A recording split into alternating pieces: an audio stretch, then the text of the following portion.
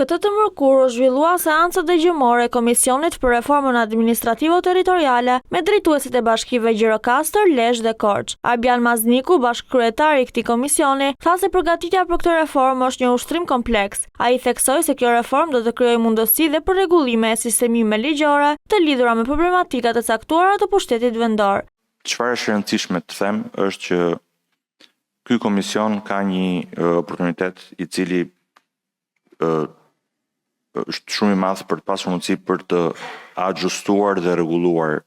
jo vetëm elementet territorial, të cilët padyshim që kanë marrë një vëmendje shumë të madhe në diskursin publik të këtyre ditëve, është një gjë që njerëzit e kuptojnë thjesht dhe që lidhen ngushësisht, por ne kemi mundësinë që të rregullojmë eventualisht apo të sistemojmë elementë që kanë të bëjnë me funksionet dhe përgjegjësitë që bashkitë kanë. Ndaj dhe unë jam shumë i interesuar posaçërisht për elementet që kanë të bëjnë përgjegjësinë, si funksionon çështja e ndërtimit, si funksionon çështja e mirëmbajtjes rrugëve, si funksionon çështja e shërbimit social, si funksionon çështja e funksionit fjalë që bie të pyjeve,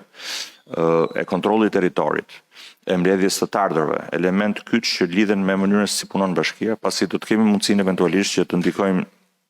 dhe të sistemojmë dhe ato element ligjor që ju japin mundësinë ju të ushtroni këto funksione.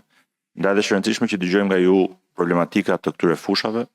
që të kemi mundësi të shohim si mund të përmirësojmë eventualisht. Luciano Boçi, bashkëkryetari i komisionit, shpreu pa kënaqësi lidhur me dëgjesat e deri tanishme, pasi sipas tij kanë fshehur disa problematika. Sipas Boçit, dëgjimi i problematikave është me rëndësi, pasi kjo reformë ka si qëllim përmirësimin e funksionalitetit të bashkive, me fokus përmirësimin e shërbimeve ndaj qytetarit. Në këtë lidhje normal që qytetari është i pafajshëm, sepse është ai që blen shërbimin dhe është ai që pret që shërbimi ndaj tij të jetë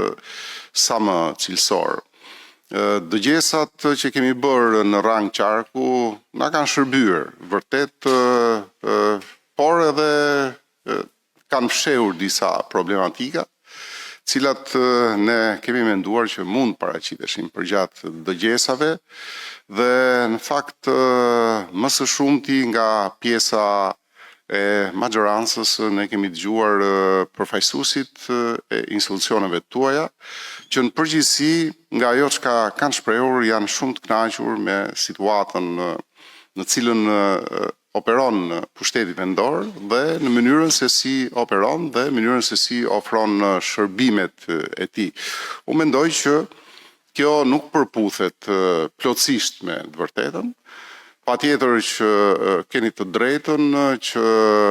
edhe këtu të deklamoni gjërat e mira që ju keni bërë, sepse s'kam dyshim që çdo kryetar bashkie kur merr një detyrë,